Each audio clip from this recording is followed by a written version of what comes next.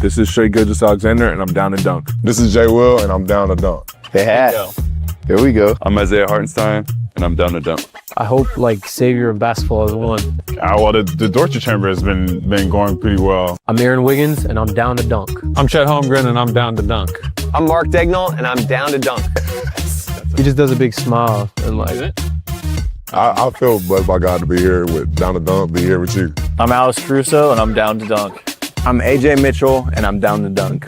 This is Isaiah Joe, and I'm down to dunk. Oh, jeez. Are you going to sing it good enough for me to guess it, or? Panhandle. Jeez. I'm tweaking.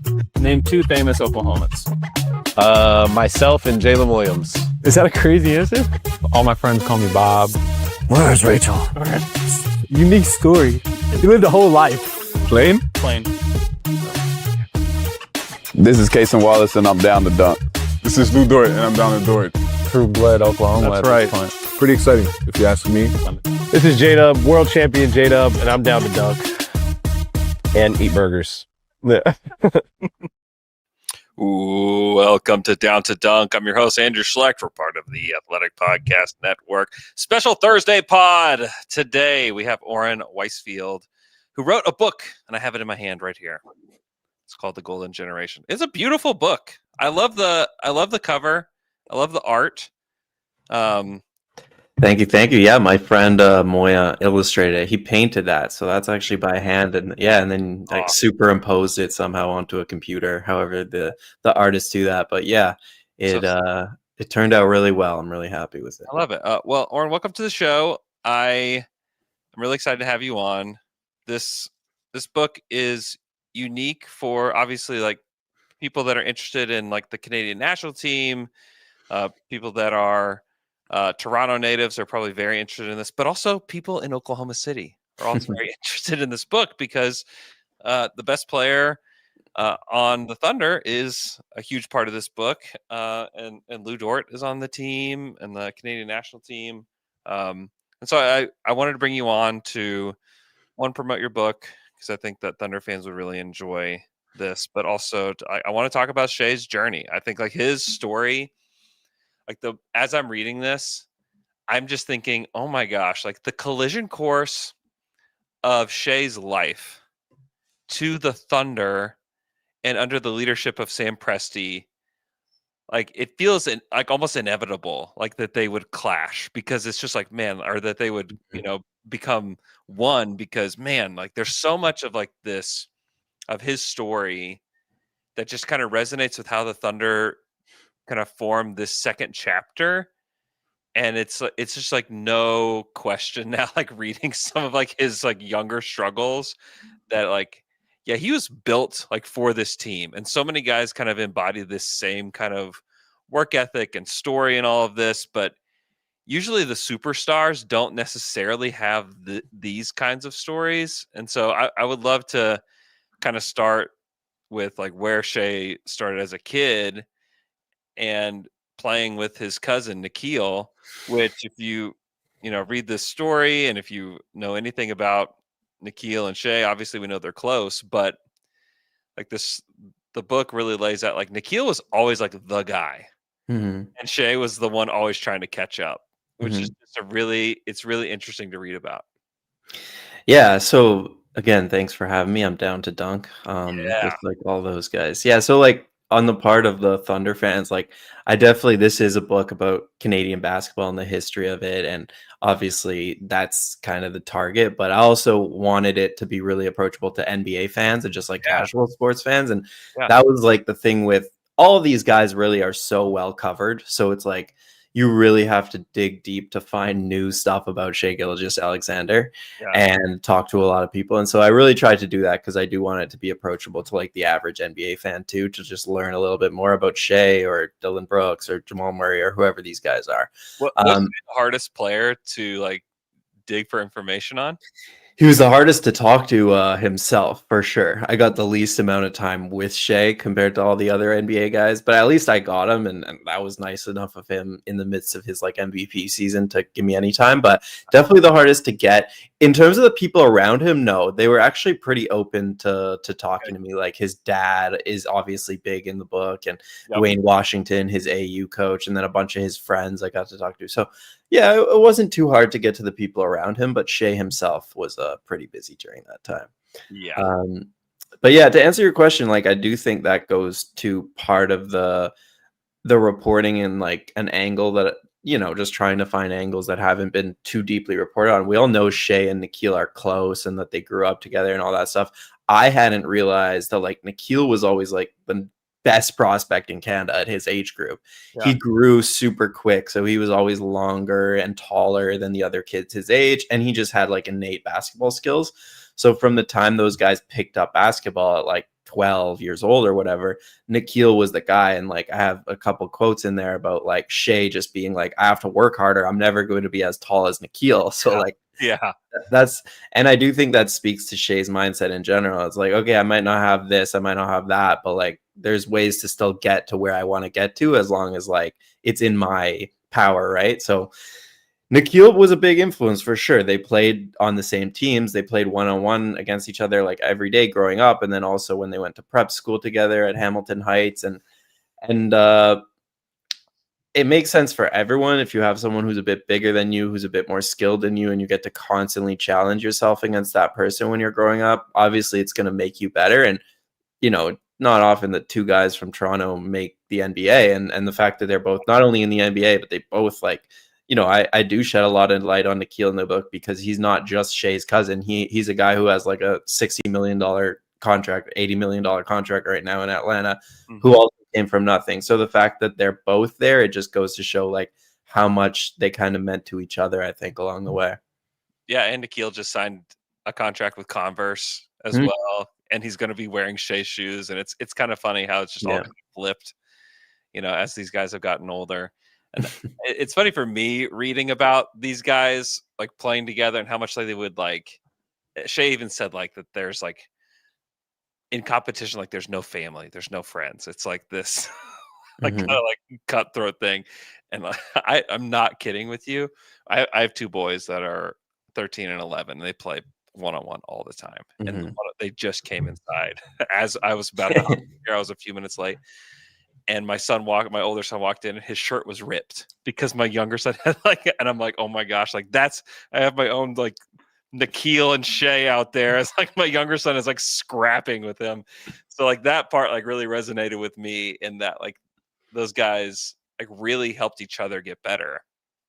And, you know, they had their time where they were kind of apart, but then came back together in high school. Like it's just really, it's really cool. Like it's really, I don't know, like you read some stories about some superstars and it's not relatable. It's not like something you feel like it's almost like a movie, but this is like, oh, like there's so much relatable stuff in here about Shaquille that I thought was really cool.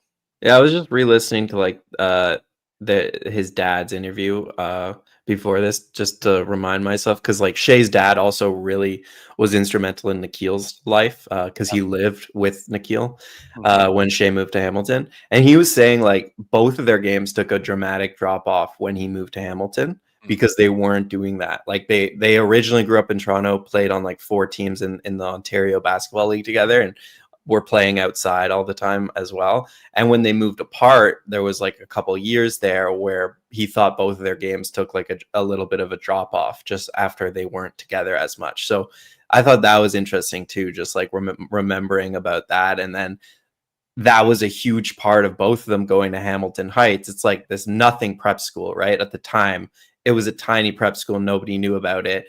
It was mostly because they could be together that they knew they would go up in practice against each other every single day. And that was like a big part of the attraction of going there. That is really cool. Yeah. I loved hearing it. I loved reading about that and reading about like a lot of like Shai's like development too as like a kid. And you can see he has like mastered these like small things in the game that really no one else does. and he like has mastered these angles as well. Like he loves to be in spots where most players are uncomfortable. Mm-hmm. You can kind of tell the beginning of that was with his coach Dwayne Washington and his AAU coach, that like he helped him do that, and he helped him do it by like it was like monotonous work.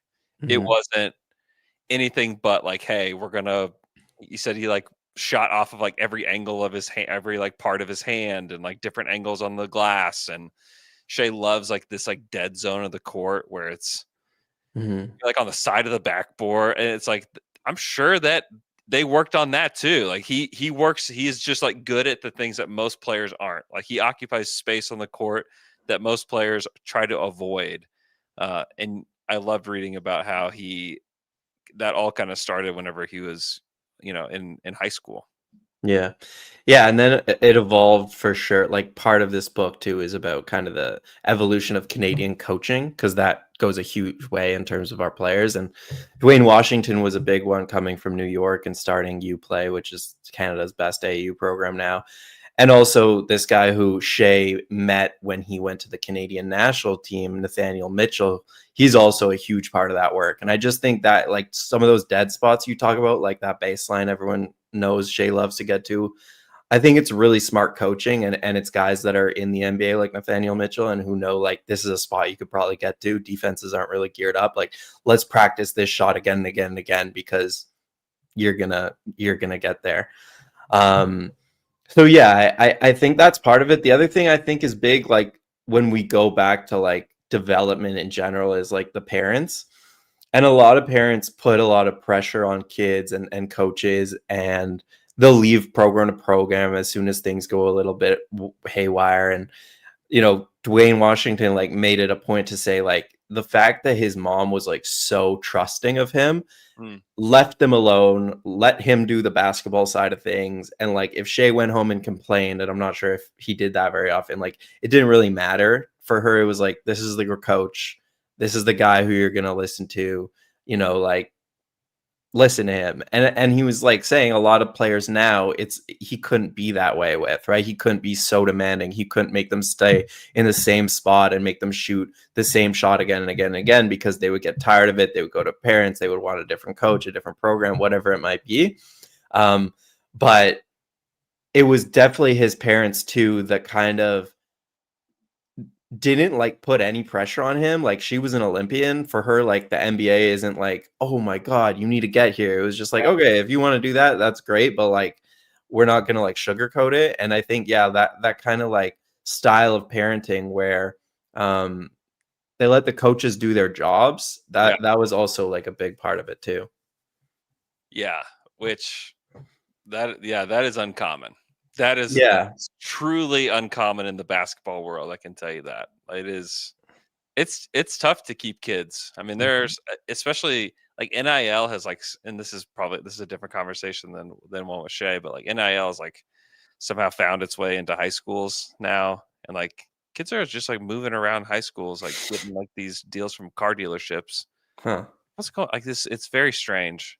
So like that is also unusual. There's so many things that are unusual about his story that I think are really good. Anything that like you discovered about Shai or that like surprised you about Shai or Nikhil as you're kind of as you're reporting on, their journeys? One thing I think that's big is, the AAU scene has become so big, and during their time, for sure, it was really like the start of that, where kids were gonna choose a Nike tournament over like a FIBA U17 thing in a lot of situations, because they were being told like, this is how you're gonna get offers, right? NCAA, you need to go D1 to go to the NBA. Let's do this. Let's prioritize AAU in the summers. Forget about like Canada basketball, especially back then, didn't have like a winning culture, let's say. Shai and Nikhil, like they got cut, I think U17. And then the next year they came back better and both made that team. Yeah. And they played really well. They led them to a silver medal. Nikhil led the tournament in scoring. and then he got hurt. But like their coach kind of suggests he go to the national team, the senior team in 2016, and Shai was like the final. He made that team. He was the final roster spot. I think he was 17 years old. Wow. And he didn't play at all. But I didn't realize until I really did the reporting how big of an impact that had on him. And that's why I think like FIBA should be a bigger part for a lot of these young players coming up, because you can never replicate that experience of like going against the best in the world, being in pressurized situations. Again, Shai didn't play, but he was around pros every day. Corey Joseph, Tyler Ennis, like NBA point guards, right? And he got to see how they worked, how they ate, all this stuff that he mentioned. Like it gave him a head start when he got to the NBA. He didn't need like vets to necessarily teach him that stuff, like I think a lot of rookies do. For him, it was like, I already know this stuff going into college. So it gave him a little bit of a head start being around pros with the national team. And it was also a big, influence for him to continue playing for Canada, which I think continues to be a big part of his growth. Like anytime in the summer you get to lead a team in do or die games against the best countries in the world, when everyone else is playing like pickup ball at the YMCA, you'll probably have a bit of a development advantage even in the NBA, right? So yeah, that part of it, that Canada part of it was really big for him. Yeah. Man, that's cool. Yeah, there's like multiple stories of Shai getting cut from teams. And his mentality, it apparently didn't crush him at all. Like he's just like, all right, not good enough, I'll get better. Which is like a mentality that you would want like anybody to have, like there's so many like admirable things about the way that Shai is, that the way he lives his life. And you read about how he was in high school, how he got really serious about everything, and he watched film and slept well and went to the gym, and like that was his life. And he had one girlfriend and he ended up marrying her. He's still married to her. They have a baby boy now. And it's like when he talks about his life being consistent, that didn't start in the NBA. Like that started back when he was a teenager, which is highly, highly unusual. Yeah.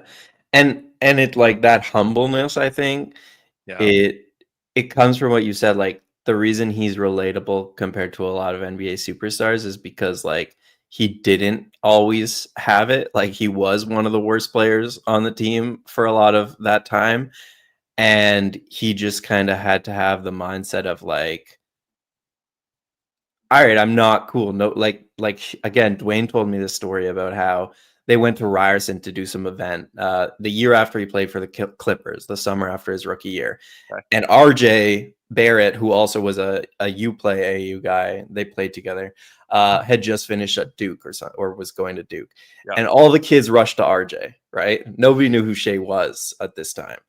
And so like his mindset of like not acting bigger than anyone, I really think it comes from the fact that like he came from that. He knows the attention he gets now is in a lot of ways, I don't want to say fake, but you know what I mean? It just comes with the territory, but it's not like something he's got all his life. He knows like the reason he's had the same friends all his life are because like those are the people who were with him when he wasn't a very good basketball player.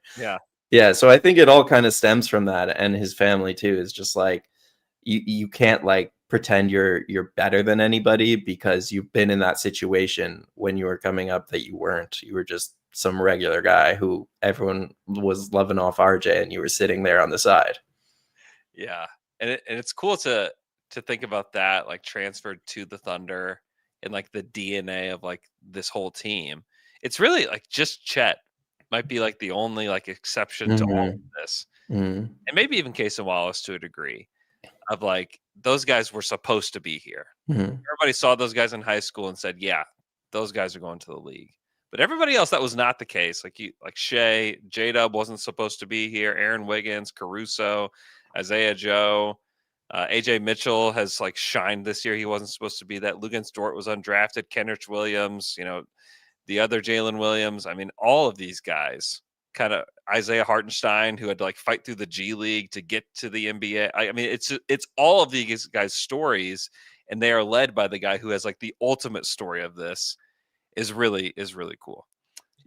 Yeah, no, I think that's part of the Thunder's like superpower is like the fact that like I'm biased for sure, but like Lou Dort and Shea are your leaders. Yeah. And those guys are very special when it comes to NBA leaders because they're not, like you said, they're not the guys who have been told their whole lives that their poo doesn't stink. You know, like a lot of NBA superstars have. Like, let's be frank, and that's why a lot of these situations blow up because that's kind of where the place these people come from, and when they're told like you have to do this differently or you're doing that wrong, it's hard for them to accept. And I think the Thunder have a very different leadership system in place, and like you said, it probably meshes really well with like Sam Presti and everything from the top down because the culture there is like we are all in this together, we're all the same, and you have two leaders in Shea and Lou who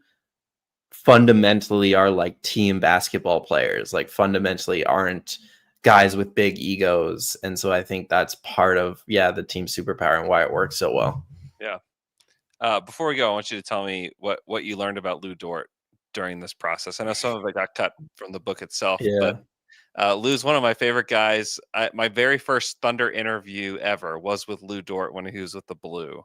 And so it's been cool to kind of see his journey. When I was asked to like do that interview, I was like, oh yeah, sure. I'll interview anybody.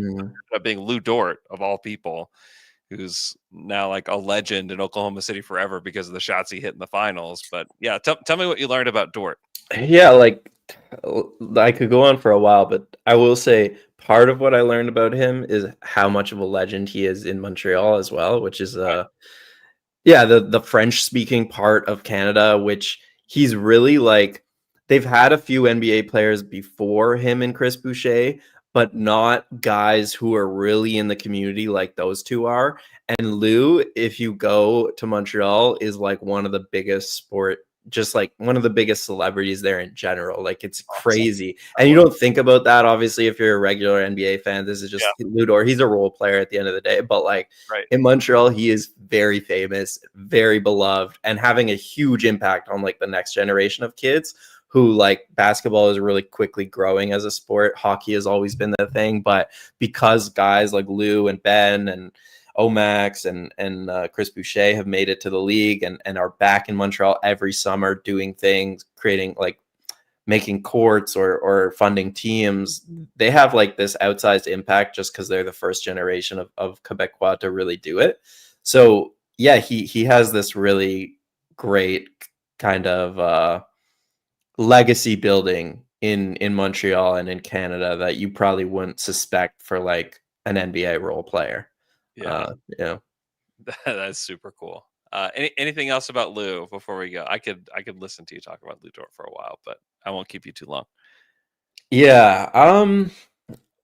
A lot there. I mean, again, like Shea, I remember talking to his first like club coach, and he was like the last guy who made the team, and like he couldn't make a layup. He was like really behind, but he just saw that he was like super competitive. Yeah. And that was really why he made the team. Like physically, he was a big guy who could move well, but mostly it was just like the fact that he was diving on the floor and he was doing that sort of stuff to try to make an impact. And I think the reason Lou plays the way he does and like all these Montreal guys have really built this identity of like dogs, basically, of like guys who are just like gonna go at you, aren't afraid, fierce defenders. And I think that kind of comes from like the way they kind of came up. Again, they were the first generation of guys to like go to the States from Montreal. And when they started going, and Lou is part of this group, when they started going, they were getting like demolished, like 40, 50 point games, right? Because these American AAU teams were just so much better than like the guys from Montreal. But that's how they, I think, developed that scrappy nature. And I think that's part of why like Lou's game has developed this way, is because like the only way they could compete with these American teams was like by outplaying them in terms of like how hard they played. Yeah. And so that was like how it started. And I think for Lou, it just kept building. Once he got to the NBA, he realized like, I can't be a scorer anymore. I'm going to be a defender and get by just playing hard every minute. So that's another thing I learned about him, just how it kind of started with that first ever Quebec team, AAU team going to America and learning like we have one way to compete against these guys who are bigger and faster and more skilled than us, and like we're not going to get embarrassed, so we're going to do it. That's awesome. Yeah, that's Dort's DNA, and he keeps at it, man. Like he competes no matter what. Like he has one of like his superpower is that he just has blinders on all the time. It doesn't matter what the score is, what the situation is. It doesn't matter if like you should be outrageously nervous because it's game 5 of and you're down against the Nuggets and you're shooting 17%, from 3 for the series. Like, doesn't matter. He didn't care. Yeah. And when you're young, like I feel like a lot of guys are like hesitant to do that stuff because you'll look dumb, right? Like you'll get crossed over, you'll get dunked on, you're playing too hard. Why does it matter? But yeah, I guess he just never had that kind of insecurity. No, he didn't. I mean, he took a bajillion shots in the bubble in the playoffs in round 1 for the Thunder.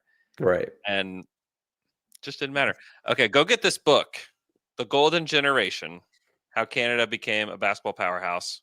Again, beautiful cover, really well written, lots of good Thunder stuff in here.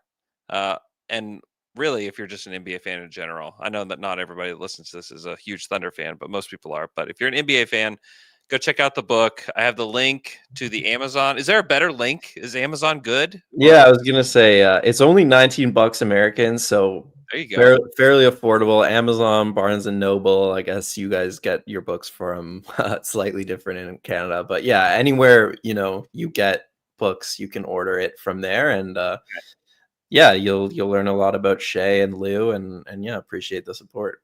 It's awesome. Yeah, the link is in the YouTube description, and I'll have it in the podcast description as well. So go get that.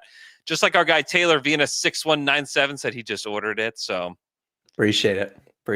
Taylor, appreciate that. Oren, thanks so much for coming on. We'll have another episode tomorrow morning. We usually we say we start at 6 a.m. We start at like 6:34 a.m. every Friday. But we'll be here. Oren, thanks for coming on, and we'll talk to you guys again tomorrow. Until the dawn, until the dawn.